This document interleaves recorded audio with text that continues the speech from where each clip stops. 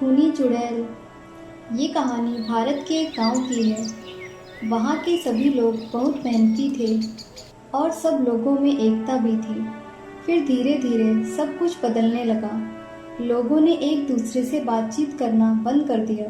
गांव में रोज लड़ाइयाँ होने लगी। ये सब शुरू हुआ एक औरत से जो इस गांव में कहीं दूर शहर से आई थी। काफ़ी अमीर थी, जिसकी वजह से गांव के लोग उसको बहुत मानते थे।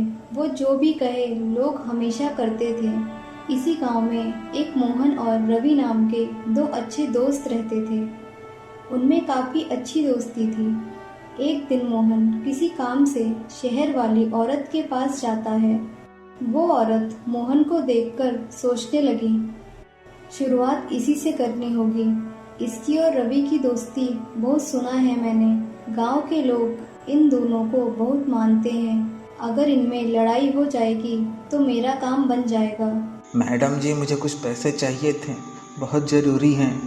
हाँ हाँ, क्यों नहीं, अभी देती हूँ। लेकिन मुझे तुमसे एक बात कहनी है रवि के बारे में। हाँ हाँ मैडम जी, कहिए क्या बात है।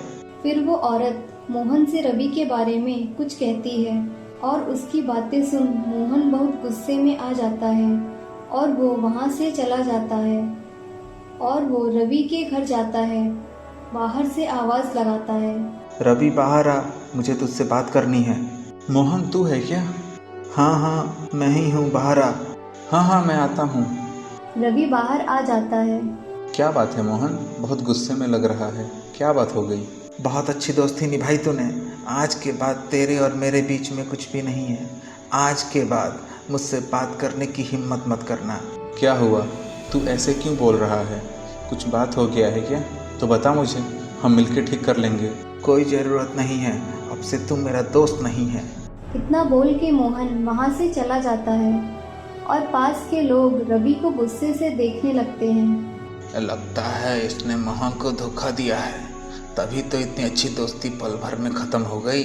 सही कह रहे हो, कितनी गहरी दोस्ती थी इनकी, एक झटके में सब खत्म। इसीलिए दोस्ती वोस्ती ये सब दिखाने के लिए होता है। अपने काम से काम रखो और क्या। धीरे धीरे शाम हो गई। रवि उदास होकर घर के बाहर बैठा था। थोड़ी देर बाद उसकी पत्नी वहाँ आती है। क्या बात हो गई है, आप बहुत उदास हैं। मोहन आया था। हाँ, तो आप लोगों में कुछ बात हो गई है क्या? पता नहीं, मोहन कुछ अच्छे से नहीं बोला। उसने तो पूरी बात भी नहीं बताई कि हुआ क्या और मैंने क्या किया। कोई बात नहीं, आप उदास मत होइए, सब ठीक हो जाएगा। चलिए अंदर खाना खा लीजिए। रवि बिना कुछ बोले उदास बैठा रहा। अगले दिन मोहन की पत्नी रवि के पास आती है। आप लोगों में कल लड़ाई हुई थी ना? वो बहुत गुस्से में थे जब वो घर आए और थोड़ी ही देर बाद वो बाहर चले गए और अब तक नहीं लौटे। आप बता सकते हैं वो कहाँ होंगे? भाभी, मुझे कुछ पता नहीं है वो कल क्यों इतने गुस्से में थे। मुझे कुछ पता नहीं है वो कहाँ गया होगा, लेकिन आप फिक्र मत कीजिए, मैं गांव में ढूंढ के आता हूँ। फिर रवि कुछ गांव वालों के साथ मोहन को ढूंढने निकल पड़ता है। बहुत ढूंढने के बाद भी मोहन का कुछ पता नहीं चल पाता है। तभी जंगल से दो गांव वाले आते हुए दिखते हैं और गुस्से से रवि से कहते हैं, क्यों रवि, कर लिया ना जो तेरे को करना था। अच्छी दोस्ती निभाई तूने। क्या हुआ, मैंने ऐसा क्या किया? क्या बात है, जैसे तुझे कुछ पता ही नहीं। मोहन को ढूंढने की झूठी कोशिश कर रहा है। क्या हुआ, क्या किया रवि ने? जंगल में जाके खुद ही देख लो और फिर बताना क्या करना है रवि के साथ। फिर सभी जंगल की ओर जाते हैं और ये क्या, किसी ने मोहन को बहुत ही बेरहमी से मार डाला है। ये देख सभी गांव वाले बहुत गुस्से में आ जाते हैं और मोहन की पत्नी के पास जाते हैं। अब नहीं मिलेगा तुम्हारा पति। क्या हुआ उनको? आप लोग कुछ कहते क्यों नहीं? हमसे क्या पूछ रही हैं आप? अपने पति के दोस्त रवि से पूछिए क्या हुआ है। क्या हुआ है उन्हें? वो ठीक तो है ना? मुझे कुछ पता नहीं है भाभी, किसी ने मोहन को मार डाला। ये सुन मोहन की पत्नी बेहोश हो जाती है। कुछ देर बाद सभी गांव वाले रवि को उस गांव से चले जाने को कहते हैं और धमकी भी देने लगते हैं। फिर डरा हुआ रवि उस गांव को छोड़ के चला जाता है और इधर गांव में रोज ही किसी न किसी के मरने की खबर आने लगी। सभी लोग काफी परेशान हो गए थे। मैडम जी, आपने सुना ही होगा कि गांव में रोज ही किसी न किसी की मौत हो रही है। आपके घर पे आपके अलावा कोई भी नहीं है, तो हम लोग गांव वाले सोच रहे थे कि आप यहाँ से चले जाओ ताकि आप सुरक्षित रह सको। नहीं, आप लोग चिंता मत कीजिए, मैं ठीक हूँ। आप लोग अपना ध्यान रखिए। ठीक है। लोगों के मरने की खबर गांव में रुकने का नाम ही नहीं ले रही थी। हर दिन कोई ना कोई जंगल में मरता ही था। धीरे धीरे लोगों ने जंगल के रास्ते आना जाना बंद कर दिया। क्या भाई, क्या हो गया है अपने गांव में? रोज कोई ना कोई बुरी खबर मिल ही जाती है। क्या बताऊं भाई, मुझे कुछ भी समझ में नहीं आ रहा है। अब तो गांव में बहुत कम लोग ही रह गए हैं। ऐसा लगता है कि अब यहाँ से चले जाना ही अच्छा होगा। ठीक कह रहे हो भाई, यहाँ से जाना ही अच्छा होगा। उन दोनों की बात वो औरत छुप के सुन रही थी। उसने सोचा कि अगर सब लोग यहाँ से चले जाएंगे तो मेरी भूख कौन मिटाएगा, मुझे कुछ ना कुछ करना होगा। फिर उसने एक तरकीब निकाली। अगले दिन उसने लोगों से बात की।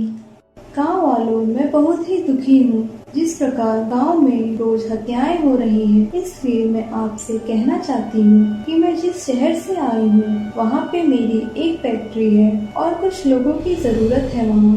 तो मैं चाहती हूँ कि आप में से कुछ लोगों को वहाँ नौकरी दे दूँ ताकि आप लोग खुशी से रह सकें। और मैं कोशिश करूँगी कि धीरे धीरे आप सबको इस गांव से निकाल दूँ ताकि हर कोई सुरक्षित रह सके। मैडम जी, आपने बहुत अच्छी बात कही। हम सब आपकी बातों से सहमत हैं। तो फिर ठीक है, मैं कल से ही आप लोगों को शहर ले जाना चालू करती हूँ। ठीक है मैडम जी। अगले दिन से वो औरत अपने साथ कुछ गांव वालों को जंगल के रास्ते ले जाने लगी। कुछ दिनों बाद गांव बिल्कुल खाली हो गया और इधर दूसरे गांव में रवि अपनी पत्नी के साथ रह रहा था। तभी एक दिन रवि को लगा कि पता नहीं मेरे गांव के लोग कैसे होंगे, बहुत मन कर रहा है गांव में जाने का। शाम हुई। रवि और उसकी पत्नी बात ही कर रहे थे कि रवि ने कहा, मैं सोच रहा हूँ एक बार अपने गांव घूम के आता हूँ, बहुत मन कर रहा है। नहीं नहीं, आप मत जाइए। वैसे ही हम बहुत मुश्किल से बच के आए थे वहाँ से। मैं नहीं चाहती आप फिर वहाँ जाएं। तुम ठीक कह रही हो, लेकिन मैं अपना ध्यान रख लूँगा। बहुत मन हो रहा है वहाँ जाने का। ठीक है, फिर मैं भी आपके साथ चलूँगी। ठीक है, चलो फिर सुबह में निकलते हैं। अगली सुबह रवि और उसकी पत्नी गांव के लिए निकलते हैं। दोपहर तक वो गांव में पहुंच जाते हैं। तुम्हें अभी तक कोई दिखा? नहीं जी, मुझे तो कोई नहीं दिखा और मुझे कुछ ठीक भी नहीं लग रहा है। तुम सही कह रही हो, लगता है कुछ हुआ है यहाँ पे। चलो आगे जाकर देखते हैं। नहीं, अब हमें यहाँ से फौरन ही निकलना चाहिए। मुझे कुछ भी ठीक नहीं लग रहा है। तुम बहुत डरती हो, चलो थोड़ा ही आगे चलते हैं। नहीं नहीं, एक कदम भी आगे नहीं चलिए, वापस चलिए यहाँ से। फिर वो वहाँ से वापस आने लगते हैं। धीरे धीरे शाम हो जाती है। वो दोनों जंगल के ही रास्ते अपने गांव की ओर लौट रहे थे। तभी रवि की पत्नी की नज़र दूर एक चुड़ैल पर पड़ती है। वो बिल्कुल डर जाती है और रवि से कहती है, वहाँ एक चुड़ैल है। कहाँ फिर है? रवि और उसकी पत्नी दूर से चुड़ैल को देख लेते हैं। ये देख रवि भी बहुत डर जाता है। हमें हिम्मत से काम लेना चाहिए। चलो चुपचाप से उसके नज़दीक जाकर देखते हैं कि वो कर क्या रही है। लगता है इसी ने मोहन को मारा था। नहीं नहीं, हमें यहाँ से जल्द निकल जाना चाहिए। तुम डरो मत, बस मेरे साथ रहो। फिर वो दोनों चुड़ैल के नज़दीक एक पेड़ के पीछे छिप जाते हैं और देखते हैं कि वो चुड़ैल एक इंसान को खा रही है। दोनों बहुत डरे हुए ये सब देख रहे थे। थोड़ी देर बाद अचानक वो चुड़ैल एक औरत के रूप में बदल जाती है। ये देख रवि और उसकी पत्नी बहुत ही चौंक जाते हैं। ये तो वही औरत है जो अपने गांव में रहने आई थी। इसका मतलब इसी ने मोहन भैया और गांव वालों को मारा है। तभी चुड़ैल कहती है, चलो ये गांव तो खत्म हुआ, अब कोई और गांव में चलते हैं। रवि और उसकी पत्नी दोनों डरे हुए एकटक उसे देखते ही रह गए।